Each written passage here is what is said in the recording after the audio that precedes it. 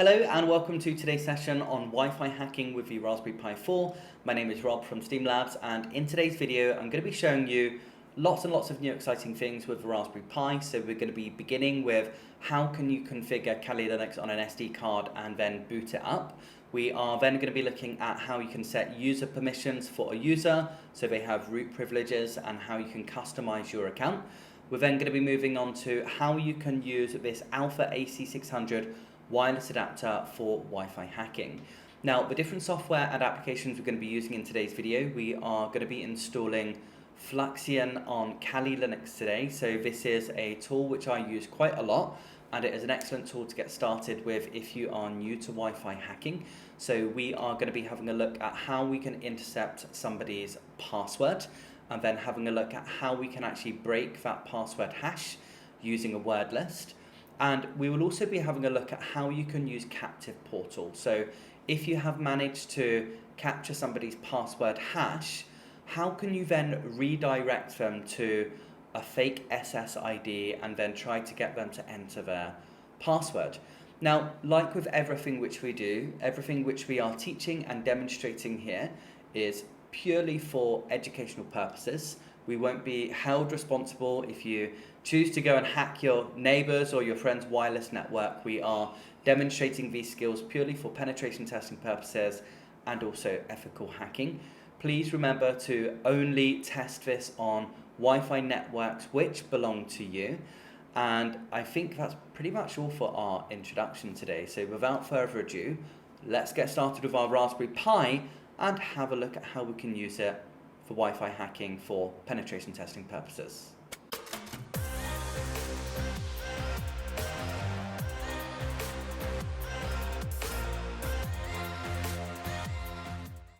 As mentioned at the beginning of today's video, we are setting up the Raspberry Pi 4 with Kali Linux today, and we are going to be having a look at how you can perform wireless attacks for educational purposes if you are studying about penetration testing or ethical hacking. Now, in order for you to get started, you'll have to head over to this website here, and you can download the Raspberry Pi OS imager. The next thing you are going to have to do is head over to this kali.org website, and you're going to need to scroll down and download the ARM image. So this is the image which we are working with today, and I am using the Raspberry Pi 2 64-bit version. So this is available for the Raspberry Pi 3, 4, 2, and also the Raspberry Pi 400. And if you click on this link here, this will give you the file which you need to set up Kali Linux. So once you've downloaded the Raspberry Pi OS imager and also this version of Kali Linux, we should be good to make a start. Now, what you're going to have to do is open up the Raspberry Pi imager, and you're going to need to insert an SD card into your SD card reader or your USB-C adapter. Now, you are going to need to select on Choose OS, and in order to set up Kali Linux, you will need to select on Use a Custom Image, and you're going to need to select that file from your computer. So I do believe that mine is called Kali, so I'm going to select on this .xz image here, and then I'm going to select on my SD card. So I'm using a 16GB SD card. I would recommend if you have a larger SD card, you do use a larger SD card, and then just select on Write, and then we should be good to go. Now, once this process has finished, I am using an Ethernet cable, and I've plugged that into my Raspberry Pi from a hub, and then you should be able to use a tool like Advanced IP Scanner to identify the IP address if you are connecting to it through SSH. Now, because we are using Fluxion in today's video, I'm actually going to be plugging a HDMI cable into a monitor and also my Raspberry Pi, just so we can log in using the standard username, which is going to be Kali. So when you do first log in, these are going to be the default credentials that you enter. Now, I am going to be showing you how you can set up a new user account in today's video. So it's quite a long video, and how you can give yourself root privileges with new accounts which you set up. Now, I'm going to come back to this in a few moments when it's done. And when I resume this video, I should be on my Raspberry Pi. I should have plugged in my Ethernet cable, and you should be able to see that I have logged in with my Steam Labs account, and we will begin by looking at how you can set up your own account. Hello and welcome back. So hopefully if you have got to this stage, you've managed to insert the SD card into your Raspberry Pi and that you have logged in with the default credentials Kali.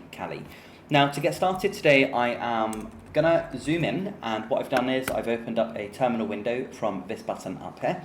And the first thing which we are going to do is we are just going to make ourselves root. So in order to do this, all you do is you type in sudo su and then enter your password and you will become the root user. Now the first thing which we want to do today is we want to set up a brand new account so you can log in with your username and password with root privileges. Now typically my Steamlabs account on my Raspberry Pi is not configured for root, I just use sudo su. But for some people, they may want to be working directly within their own root account. So I'm going to show you how to do that to begin. So all you need to do is type in user add, and I'm going to do -m, and I am going to add a new account for my colleague Kevin today. Try to keep it nice and short and everything in lowercase. Now that I have done that, I'm going to set a password for Kevin. So I'm going to type in his username again, and then enter his new password twice. And we have very quickly just set up a new user account. Now, in order to change the permissions on Kevin's account, we are going to do usermod -a-g and then sudo, and then we're going to type in his account name again. So this should give him advanced privileges in the same way that we have in a root account. Now that we have done that, the last thing that we need to do is type in chsh-s/bin/bash space and then the name of the new account we have created, and we should be good to go. So very quickly, we have logged onto our Pi, we have set up a new user account, and this user account, this person has root privileges. Now, what we are going to want to do to begin with today is we are trying to install a tool which is called Fluxion. And I introduced you to a new wireless adapter at the beginning of today's video that was called the Alfa AC600 wireless adapter. And I also mentioned that built into our Raspberry Pi 4, we also have a wireless card that we can kick from managed mode into monitor mode. And we can kind of come on to what those things mean in a minute. But for now, I'm just going to type in iwconfig. And what this is going to do is it's going to list all of my different interfaces on my Raspberry Pi. So built into my Raspberry Pi, we've got WLAN 0. So this is our built-in wireless card that we can kick from managed mode into monitor mode. And then we can start to sniff wireless packets. And then down here on WLAN 1, I have got my Wi-Fi AC600 wireless adapter. Now, some of you are probably wondering, why would you buy an external adapter if we can put our Raspberry Pi 4 from managed mode into monitor mode if we want to conduct a wireless attack for penetration testing? Now, for me, I'm not normally logging into the GUI of my Raspberry Pi. I normally use Secure Shell. Now, if I'm wanting to conduct a wireless attack on my Raspberry Pi, and I put the wireless card from managed mode into monitor mode, I'm going to lose the connection. So I always plug in an external adapter just so I can log in through SSH, and I can also perform wireless attacks without having to log into the GUI and plug in a HDMI cable each time. Now, for today's video, we are using a tool which is called Fluxion, and I've recorded another video before which is based on Airgeddon. And some wireless hacking tools, they really do require you to be logged into the GUI, and Fluxion is one of those, which is why we're logged in, and I've plugged the HDMI cable into my screen. Now, if you are wondering how am I able to screencast and record my screen and set up my mic on Kali Linux, do check out the video above now, and this will show you how you can configure your Kali Linux terminal and also GUI to screencast. Now, what we are going to do now is we are going to learn how to kick our wireless adapter from managed mode into monitor mode so we can sniff packets. So we're going to do airmon-ng, and we're going to do start and then WLAN 1. Now, when I press enter, what we are going to be able to see here is that we have pushed WLAN 1, which is our alpha adapter, from managed mode into monitor mode. And now if I type in iwconfig again, we're going to be able to see WLAN 1 is in monitor mode. And we can start to intercept signals and packets and also hashes from other people's Wi-Fi networks. So if you can compare here, WLAN 1 was in managed mode, and by using this command here, which is, and let me scroll up to the command, airmon-ng, start WLAN and then the interface, we have easily pushed this into monitor mode. Now, we are going to be using a tool which is called Fluxion today. So for those of you which are new to Wi-Fi hacking, or if you've never used Fluxion before, this is a great place for you to get started. So I've put this link under the video and I'm just going to type it in now. So it is git clone https, and then we are using github.com, and then we are using Fluxion, and then it is network/fluxion.git.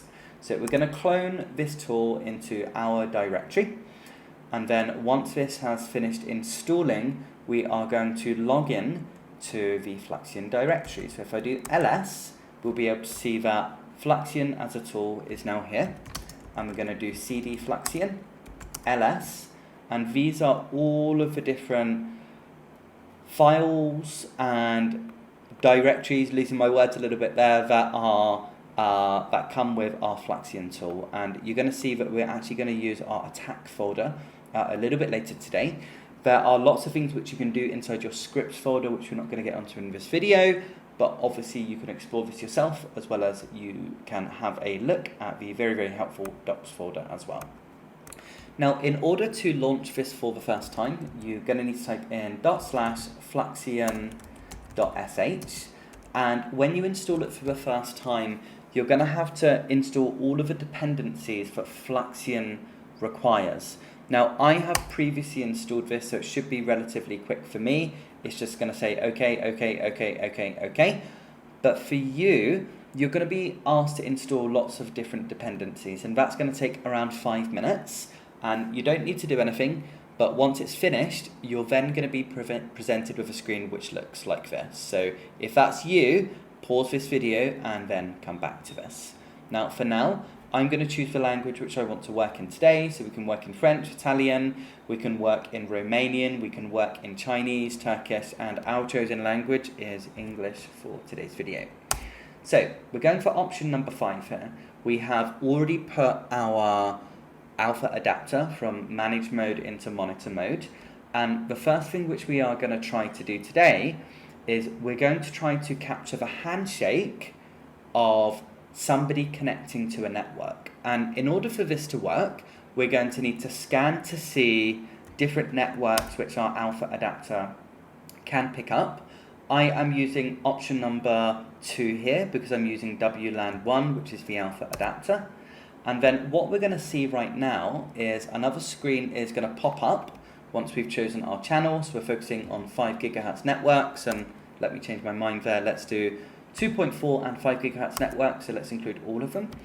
And you'll be able to see this Fluxion scanner now appears on the left-hand side. So it will take a couple of minutes, but we then should be able to see all of the different networks which we have been able to discover. So it will take around 40 seconds, maybe up to 60 seconds for all of the different SSIDs to show. And some of these are masked because some of them don't belong to me, so I'm having to hide some of the SSID names and also the BSSIDs, which is the MAC address of the router. Now, we are going to be focusing on Teddy2 today. So now that I found my network, I can press on Control-C. And then what this is going to do is it's going to display the results inside my Fluxion window. Now, I have got a device which is connected to number 20, and this is on channel 6, and right here we can see the MAC address of the router, and underneath I've got my Streamlabs SSID as well. We're not going to be focusing on this network as I don't want to lose internet connectivity whilst I am doing this. Now, there's some other useful information we can also see as well. So first of all, we have got power. We have got the quality of the signal, and we've got the different channel information that it's on, as well as for security. So we can see here that this is using WPA2.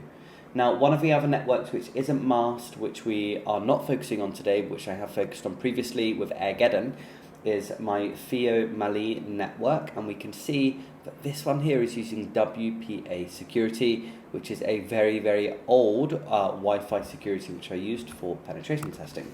So now that we have chosen our network, I'm going to select on option number 20, and then I'm going to be presented with this window. So it says here, what wireless interface do we want to use for target tracking? Now, if you're unsure if you want to use WLAN 0 or WLAN 1, we can just press on option number 3 to skip, and it will automatically choose it for us. I'm going to be resetting the attack, so I have previously conducted attack on my network. We are going to be going for NDK4 deauthentication, so option number 3. And then here we are going to have to choose our interface again. So I am using the Alfa AC600 adapter, so it is option number 1. And then we are going to be using Calpati for verifying the hash, so option number 2. And then we are being asked how often do we want to verify for a handshake. And in a few minutes time, or in a couple of minutes time, you're going to see my mobile phone pop up on the screen as well, and you're going to see how the mobile phone is deauthenticated from the network. So what's going to happen here when we try to capture the handshake of the devices which are connected to Teddy 2 is it's going to kick the devices off of the network, and then when they reconnect, we're going to try to capture that handshake. So we're going to go for the default of every 30 seconds. And here we are choosing synchronously recommended. And now you're going to see some different windows pop up. So I am going to press record on my mobile phone screen. And we can see that there is an attack in progress. And what's going to happen here is it's going to try to deauthenticate my device from the network. So right now we've got 2 devices connected to the network. We've got my mobile phone and also my iPad. So right now it's trying to disconnect the devices. And what you're going to be able to see is that my iPad was kicked off of the network. And we're waiting to see if we are able to successfully capture that handshake. So we're looking in the bottom lower left-hand window. And you're going to be able to see that now it is saying that the handshake snooper attack has been completed, and we can now close this window. So what this means is we've been able to successfully capture the handshake. The device was disconnected from the network, and then when it reconnected, we were able to capture that handshake. Now that I'm going to close this window, what we are now going to do is we're going to set up the next part of our attack, which is going to be our captive portal. And what this means is that we are going to create a fake SSID for penetration testing purposes, and then we are going to try to get a user to connect to this fake SSID. Apologies, losing my words then. So when they reconnect to that network, as we have got the hash of their password, when they connect, we are going to try to get them to enter their password into a fake pop-up window.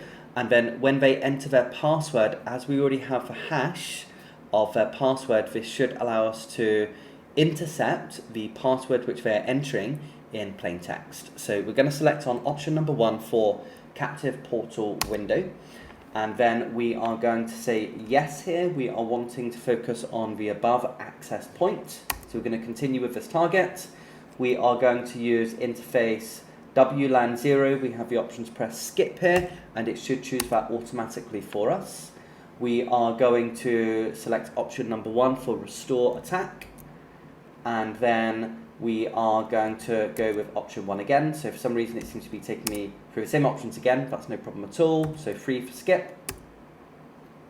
And then we are going to say reset attack now instead of restore. And we are going to select our interface, which is going to be option number 1.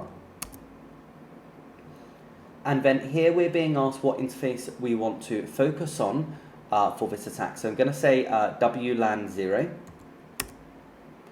And we have an error which is saying it's unable to start the captive portal interface. Now, if this does happen, you can select the other interface on the Raspberry Pi or whichever device you're using. So we're going to say option number 3 for WLAN 1. And you can now see that it has managed to successfully start the interface. So we're going to go with Aircrack-ng for our password verification method, so option number 2.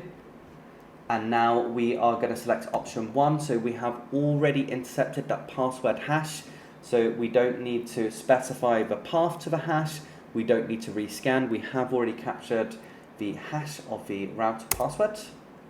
And now we are going to use Calpati verification for verifying the hash.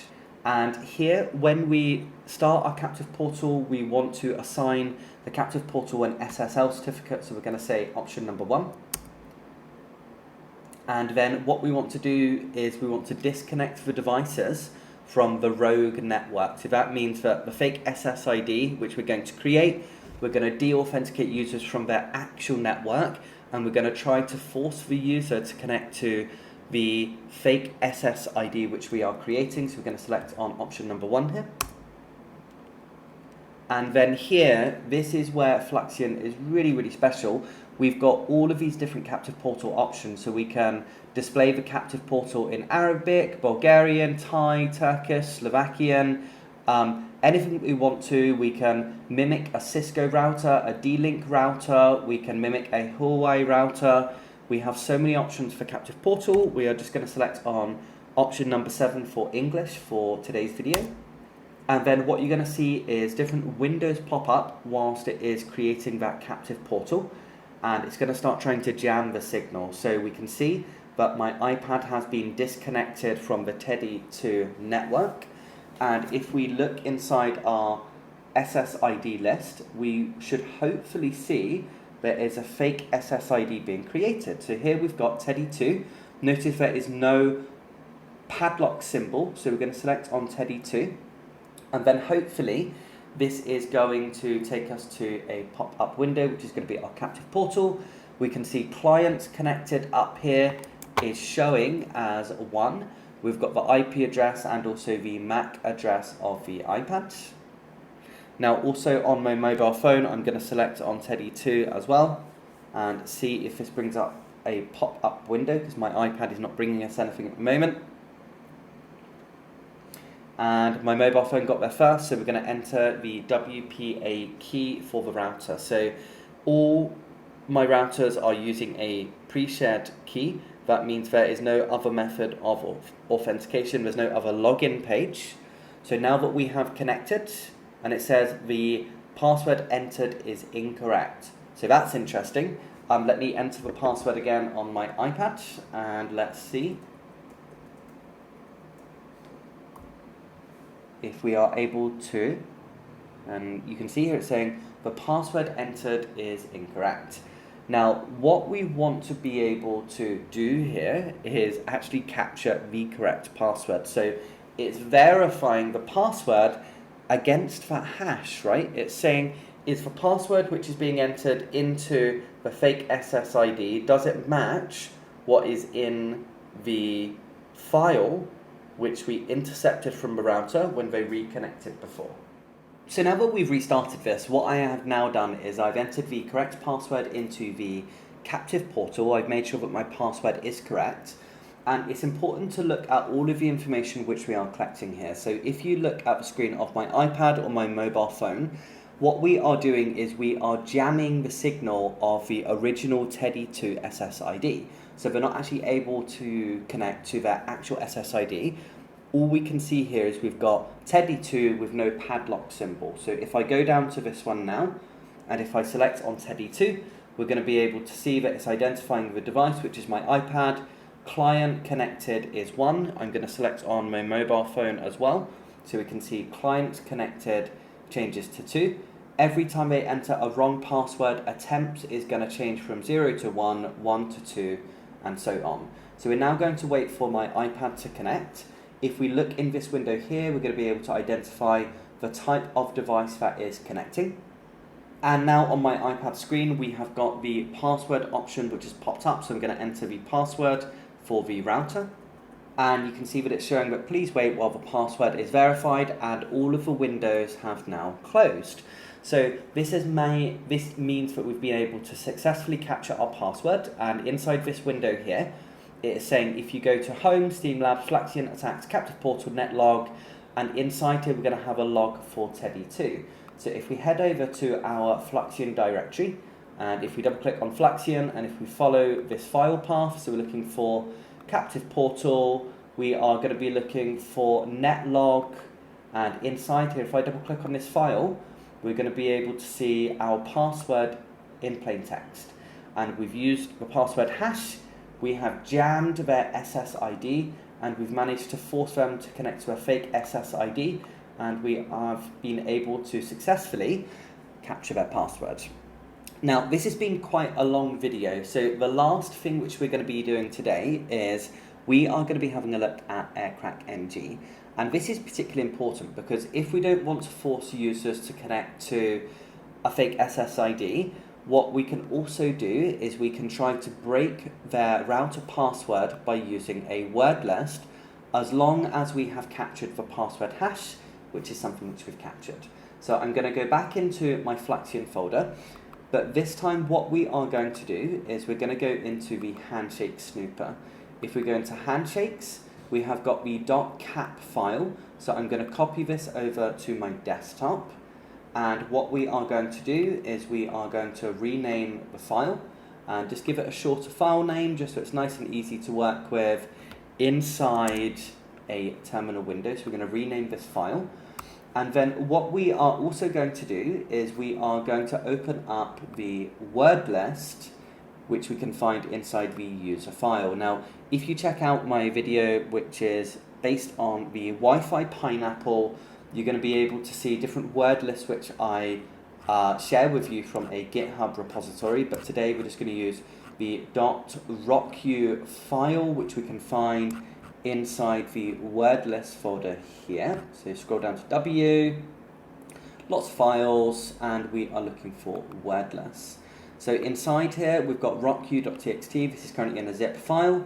We want to extract this to the desktop. So we are going to select desktop as the directory and extract, and this is going to put the .txt file on our desktop. Now we are going to exit from Fluxion, and we are now going to exit from this directory here, and we are going to go onto our desktop. First thing we want to do is we want to edit the rocku files. We're going to do nano and rocku.txt. And then inside this file, there's lots of kind of default router passwords and kind of leaked passwords which have been discovered on the internet. But what we want to do is we want to add our router password in here.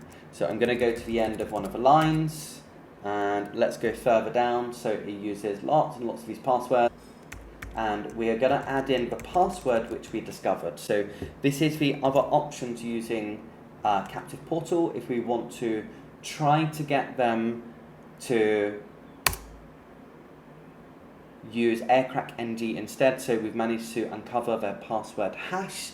We don't want to redirect them to a Captive Portal, so our other option is we can try to use a word list to break their router password. So now that we have done this, we are going to type in aircrack and then ng.